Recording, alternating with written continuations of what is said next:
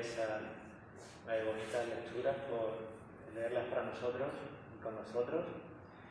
La lectura del Evangelio que acabamos de escuchar, porque Isaías también vendrá un poquito más adelante, pero la lectura del Evangelio de esta mañana, en la versión que la hemos escuchado de la Biblia, la traducción de Dios habla hoy, aparece encabezada con el título La fe de una mujer no judía. La fe de una mujer no judía. Bueno, podría también haberse titulado La fe de una madre desesperada, o Cómo convencer a Jesús de que cambie de opinión y no dejarse la voz en el intento, o incluso Dónde conseguir buena comida para perros. Porque todas estas cosas forman parte de esta historia tan conocida, tan importante y a la vez tan relegada a un segundo plano en lo que es las enseñanzas nuestras en nuestras comunidades, en las comunidades cristianas por regla general. Pero volvamos al principio. ¿Dónde comienza esta historia? La historia comienza después de que Jesús ha tenido un altercado con algunos fariseos y maestros de la ley en los primeros 20 versículos del capítulo 15 de Mateo, ¿no? Del 1 al 20, Jesús tiene una disputa con ellos sobre el tema de la pureza y la impureza, lo que es limpio y lo que se considera sucio, y más concretamente el por qué los discípulos de Jesús no se lavaban las manos cuando eso era lo que se esperaba de ellos según la ley de Moisés, en ciertos contextos rituales. Si recordáis, en ese episodio Jesús les contesta que lo que verdaderamente ensucia a las personas no son las cosas de fuera, superficiales, aunque hoy en día tenemos que tener mucho cuidado por otras razones, ¿no?, en mantener esa higiene, pero no son las cosas de fuera las que verdaderamente le importan a él, sino la suciedad o las impurezas que vienen de dentro, ¿no?, lo que está en nuestro corazón, lo que afecta al corazón de las personas. Bueno, después de esta discusión, parece que Jesús decide retirarse para encontrar un poco de espacio y de tranquilidad. El verbo que utiliza Mateo en el original griego para describir esta acción de retirarse aparece otras 6 veces en su Evangelio. Y en todas las ocasiones aparece después de un evento en el que Jesús percibe que tiene un peligro inminente. El peligro aquí está conectado con la oposición de los fariseos al ministerio de Jesús, un tema recurrente en este Evangelio. En esta ocasión, Jesús atraviesa las fronteras de su nación y visita, junto con sus discípulos, la región de Tiro y Sidón. Esta es la primera y única vez, según los Evangelios, que Jesús se adentra en tierras extranjeras, fuera del territorio judío. Tiro y Sidón era tierra de fenicios, en lo que hoy en día se considera, pertenece al Líbano, y estaban a unos 30-40 kilómetros de estas ciudades en la costa al sur de Beirut, la ciudad que, por desgracia, la semana pasada, la anterior, sufrió este tremendo y devastador impacto. Parece como si Jesús no solo quisiera alejarse unos días para huir del peligro y para prepararse para lo que se avecinaba, que ya lo tenía cada vez más claro en su mente, según nos lo revelan en los Evangelios, sino que además quisiera alejarse un tiempo de su propia gente, de su pueblo, distanciándose de la sociedad judía, quizás para tomar esa distancia que necesitaba para reevaluar su misión. Y eso es precisamente lo que pasa en esta historia. El maestro de Nazaret, cuya visión hasta ahora había sido el simplemente rescatar, y digo simplemente, era el rescatar a las ovejas perdidas del pueblo de Israel, como nos dice en la lectura, encuentra en el extranjero al menos 2 cosas que lo desestabilizan un poco. La primera fue una necesidad humana tan grande y tan real como la que había visto en su propio país. El dolor humano, Jesús se da cuenta, no conoce de fronteras, ni de diferencias, de color, de piel, ni de credo, ni de clase social, ni de edad, ni de género, ni de orientación sexual. Todas las personas tenemos esa capacidad de sentir angustia, miedo, dolor, y todas necesitamos saber que Dios está con nosotros. Por tanto, lo primero que encuentra es que la necesidad humana es la misma en todas partes, y por tanto su misión y su reinado ha de abarcar a todas las personas. Esto no pasa hasta el final, pero pasa. Y lo segundo que encuentra Jesús es una fe tan ferviente como la del judío más creyente. Una fe de esas que mueven montañas. Una fe suficiente, en este caso, para mover la voluntad de Jesús y abrirle los ojos a otra realidad. Una fe suficiente para que el Mesías libere a la hija de esta mujer de su tormento. De hecho, la mujer, a pesar de ser una extranjera, perteneciente a otra religión, además ajena al judaísmo, utiliza para Jesús el título mesiánico que aparece en otras partes del Evangelio. Se dirige a él en el versículo 22 diciendo: Señor, Hijo de David. Hijo de David.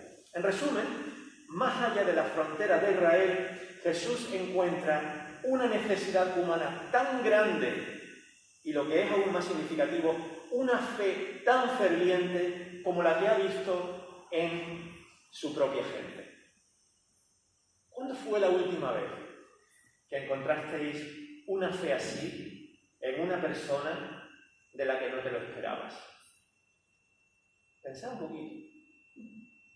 ¿Cuándo fue la última vez que tuviste una conversación con alguien totalmente ajeno a nuestro contexto eclesial, a nuestra comunidad cristiana? ¿Sí? ¿Quieres compartirlo? El centurión romano. Sí. Que también pertenecía a otra comunidad. Aquí en el Nuevo Testamento, sí. En una situación parecida. Sí. Quizás también hayamos encontrado a personas nosotros mismos en nuestro contacto con amigos y conocidos que nos han dejado sorprendidos, ¿no? Porque no dan el perfil ese que nosotros tenemos en nuestra mente de lo que significa o lo que una persona quizás evangélica, creyente, cristiana, tiene que parecer, ¿no? El viernes estuvimos, como dijimos ante el primer encuentro de personas LGTB de nuestra comunidad en Los Rubios. Echamos de menos a algunos hermanos y hermanas que sé que no pudisteis estar con nosotros, pero estuvisteis con nosotros en espíritu, también lo sé. Y logramos reunirnos un grupito muy apañado, ¿no? de adultos. Creo que, ¿cuántos fuimos en total, Renato? ¿11 personas? 11. Sí. ¿Y 2 niños luego se unieron al final también? Empezamos con 9 y se fueron añadiendo y terminamos con 11. Sí. Tuvimos un día de retiro, de mucha bendición, personalmente para mí lo fue, desde luego, incluido el estudio bíblico que dio Renato, un estudio bíblico de Génesis 1 y 2, explorando la imagen divina, ¿no? Y también la imagen humana como imagen divina. Y una de las experiencias más comunes compartidas por los asistentes, algo que a mí me sorprendió, pero no tanto, fue precisamente el hecho de que en ciertos ambientes religiosos, cristianos, a algunas personas les choca o les cuesta comprender cómo una persona gay o lesbiana pueda tener una fe auténtica, viva y transformadora en Jesucristo. Y cómo esas personas, además, busquen sinceramente la voluntad de Dios y el reinado de Dios. Bueno, algunas de estas personas se sorprenden cuando ven dicha fe en alguien diferente a ellos, bien por ignorancia, porque no conocen a otras personas que vivan su fe y su sexualidad con naturalidad, ¿no? Y con madurez, con libertad, o bien porque tienen ideas preconcebidas de lo que es y lo que no debe de ser, ¿no? De quién está fuera y quién está dentro.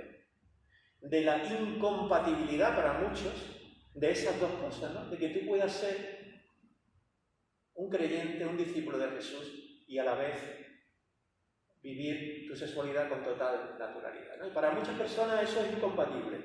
Bueno, aquí muchos de los que estamos, dar testimonio de que no es cierto. Para Jesús, el inesperado encuentro con esta mujer extranjera y su increíble fe también le vino por sorpresa, también le resultó chocante y también le costó al mismo Salvador encajar y ubicar a esta mujer dentro de los parámetros que él tenía en su propia mente. Lo que encontró en esta mujer fue a alguien que perseveró a pesar del trato que recibió de Jesús. Primero, silencio. Jesús la ignoró completamente. La palabra de vida, el logos, según el Evangelio de Juan, no tenía ningún logón, ninguna palabra de esperanza ni de vida para ella. Eso de no recibir respuesta por parte de Dios o de recibir silencio por respuesta, bueno, como sabemos, es algo que todos hemos experimentado alguna vez, pero es una cosa que se hace muy visible en los salmos. Los salmistas muchas veces experimentan el silencio de Dios como respuesta, y ellos ruegan y continúan perseverando. Y la mujer hace lo mismo que el salmista, ¿no? La mujer continúa perseverando y le sigue insistiendo a Jesús. Y como segunda respuesta, Jesús le dice que Él ha sido enviado solo a las ovejas perdidas del pueblo de Israel. No ha sido enviado a la gente de Tiro y Sidón, ni a los de Sirofenicia, ni a ningún otro extranjero. Esta respuesta supone un rechazo brutal a una mujer como esta que está en esta necesidad. Aquí no encontramos ni comprensión, ni compasión, ni gracia, ni inclusión. Y sin embargo, la mujer continúa insistiendo, un poquito como el salmista. De hecho, lo siguiente que hace es ponerse de rodillas delante de Jesús y pronunciar dos palabras que aparecen frecuentemente en los salmos. Le dice simplemente, Señor, ayúdame. ¿Cuántas veces hemos nosotros hecho lo mismo? Señor, ayúdame. Señor, ven en mi auxilio. Señor, no tardes. Conociendo a Jesús, lo que nos esperaríamos de Él ahora, quizás podría haber sido un poquito de ternura, de amor, de comprensión hacia esta mujer. Y lo que ocurre es todo lo contrario. Lo que ocurre es que después de haberla ignorado y rechazado, ahora le responde con un insulto. No está bien quitarle el pan a los hijos, les dice Jesús, y echárselo a los perros o a los perritos. Jesús se refiere a esta mujer y a toda su gente con el descalificativo más grande que se puede utilizar. El llamar a alguien perro, o lo que es lo mismo, hijo de una perra, tiene la misma fuerza y la misma connotación negativa y peyorativa hoy que hace 2000 años. Esto es uno de esos insultos que no ha cambiado. Pero la mujer, a pesar de esto, sigue sin rendirse, sigue sin aceptar un no por respuesta. Y hace de nuevo lo mismo que los salmistas. Cada vez que el salmista recibe un no por respuesta por parte de Dios, el salmista vuelve a retar a Dios y a recordarle a Dios su promesa o sus promesas, a pedirle a Dios que sea fiel a lo que Dios ya ha dicho. Y esto lo vemos aquí también en el libro del Éxodo, en la persona de Moisés, ¿no? Cuando después de sacar al pueblo de Israel de la esclavitud y llevárselo hacia la tierra prometida, llega un momento en el que tras la gran rebeldía del pueblo, Moisés tiene que retar a Dios en dos ocasiones para que Dios no destruya al pueblo después de la rebeldía, y la forma en la que lo hace es recordándole a Dios sus promesas. Y finalmente Moisés termina convenciendo a Dios de que no destruya el pueblo. Y lo mismo vemos en esta mujer. Esta mujer no se rinde, no tira la toalla y reta a Jesús utilizando las mismas palabras que Jesús ha utilizado con ellas. La mujer hace suyo el insulto de Jesús, pero le da la vuelta. Sí, Señor, le contesta, yo seré un perrito y todo lo que tú quieras, pero hasta los perritos tienen derecho a comer las sobras, no las migajas que caen de la mesa de sus amos. Imaginaros por un momento la cara de Jesús al ver con qué agilidad esta mujer lo reta a ser consecuente con sus palabras ahora.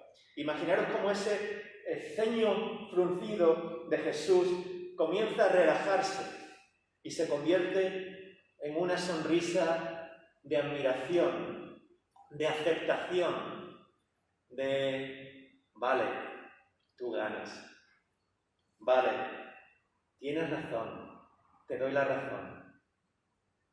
Eso de darle la razón a otra persona, lo que nos cuesta a veces, ¿verdad? Bueno, Jesús termina en ese sitio. La mujer no ha hecho otra cosa que pedirle lo que Jesús ha dicho antes y que sea fiel a eso, ¿no? Que le dé lo que le corresponde a ella, aunque sea como un perrito. Y esta vez la respuesta de Jesús, por fin, es muy diferente. No le da las migajas que han sobrado de la mesa de su amo, sino que la sienta a la mesa del banquete del reino y derrama sobre ella toda la gracia, la sanación, la bendición que su hija necesitaba para liberarse de su tormento. Al final la mujer recibe todo lo que quiere, todo lo que desea, y su necesidad es colmada y satisfecha plenamente por Dios en Cristo Jesús. Este episodio en el Evangelio de Mateo, este encuentro entre Jesús y esta mujer no judía, más allá de sus fronteras, también es significativo por dos razones. Por un lado, porque refleja uno de los temas centrales que preocupaban más a la comunidad en la que surge este Evangelio, ¿no? La comunidad de Mateo. Es decir, el lugar que tenían o que debían ocupar los no judíos dentro de esta comunidad. Esta historia afirma la fe de los no judíos como una fe auténtica, verdadera, vibrante, y afirma también el tipo de inclusión que podían esperar. Una inclusión que probablemente al principio tuviera dificultades, encontrara el rechazo de algunos, creara conflicto y creara oposición dentro de esta comunidad, pero que en cierto modo, al final, terminó por ser una inclusión plena. Bueno, sabemos que fue una inclusión plena porque aquí estamos nosotros. No somos judíos ninguno, no somos gentiles.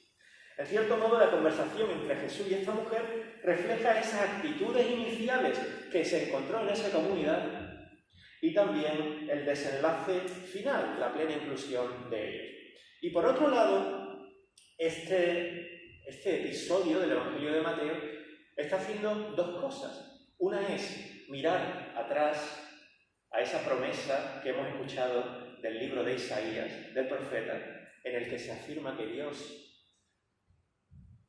desea crear un espacio en el que se incluya a todas las personas, a todas las naciones. Y también actúa como presagio o preludio en el Evangelio de Mateo a la gran comisión que vendrá al final del Evangelio, ¿no? Mateo 28, cuando Jesús, el Maestro, los encomienda a los discípulos a ir y predicar y compartir el Evangelio con todas las naciones. Bueno, para resumir y para acabar ya, el reto de la palabra de hoy es precisamente que no tengamos miedo a retar a Dios cuando lo que percibimos es silencio o rechazo o simplemente que nos ignora. La Biblia entera está llena de ejemplos en los que solo los que perseveran, los que insisten, los que no tiran la toalla, reciben lo que buscan, o mejor dicho, lo que necesitan. El reto es a no dejar de recordarle a Dios sus promesas, no porque Dios tenga mala memoria, sino porque nuestras mentes y corazones también a veces necesitan recordar esas promesas.